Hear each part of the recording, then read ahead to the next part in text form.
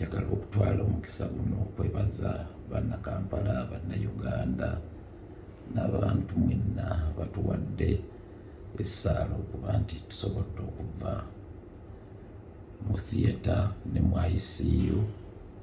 Olugendo lubadde luwanvu naye neebaza Omukama Katonda nti tusobodde okuvaayo wano we basaze ebiwundu bye bikyannuma n'okugenda paka ku mugongo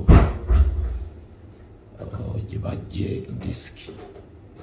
Kati nyina kubeera mu mbeera ya kukkiriza bulamu bwe ndimu nti disiki ndi nayo ya pulasitiika eri ebaddemu erinakyo bagiggyeemu.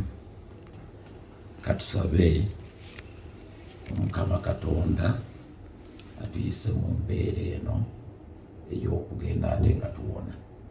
Neebaza abasawo abakoze omulimu mulungi ba neurosurgeons abakulembeddwamu Dr. Sandeep Vaisha